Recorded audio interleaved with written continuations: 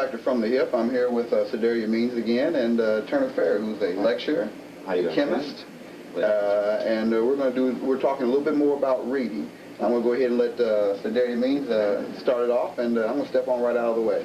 Okay. Thank you, Turner, first of all, for being a guest here at our Christian bookstore this morning. In the background behind you, we have a view of your new chart, which will be available very soon. Right. And to the right of you, we have your world history African chart. Would you just share with Sure. the viewers this morning some information concerning your chart and when it will be available? Okay. Thanks a lot, Sedaria. You're welcome. Well, I guess the first thing I want to start with is the fact that I am not a trained historian in the classical sense. My background is in chemistry and also an MBA in finance. And basically, I do this full time right now. That is, I publish these wall charts and I lecture on them. I also am part owner of a clinical testing laboratory in Atlanta, so that 1 week a month I usually spend down in Atlanta. But this is my avocation, and as you might know, anyone who does anything like this must read. Since the time about 30 years ago, I try to read 2 or 3 books a week, and those books are not all African interest books. I think that to have a good grounding in the world and to understand how the world is put together, you have to read everything, because black history does not happen in a vacuum. Black history is part and parcel of world history. And that leads me to my first chart, which is entitled World History in African Perspective.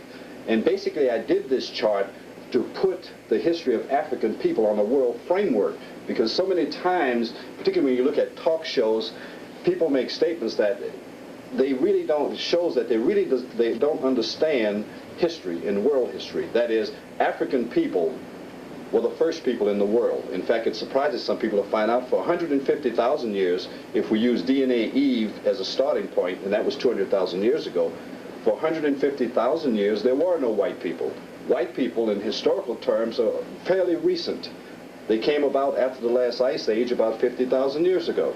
So that when we start talking about prejudice, racial prejudice, and understand even that, we have to understand that racial prejudice and what we see today is a very recent phenomenon in terms of historical time. It's only about 400 or 500 years old, and it was invented. And you can document that invention if you understand history.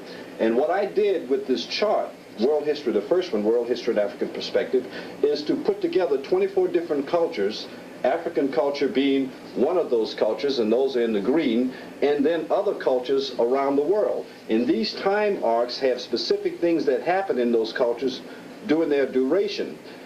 For instance, the way it's read is, if I were to look here at about 2500 BC, I would see that that was the start of the Indian culture.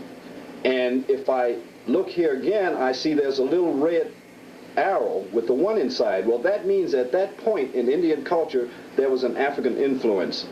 And what that tells me over here, when I read over here, that number 1, it tells me that the Mohenjo-Daro and Harappa people, who were the people that founded the Indian culture, were black people.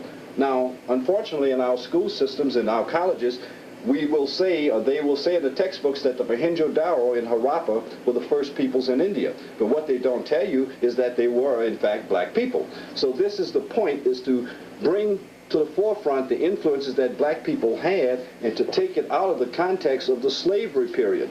In fact, one of the things that happens to us during Black History Month, it is interesting, is that we tend to talk about black history only in terms of slavery.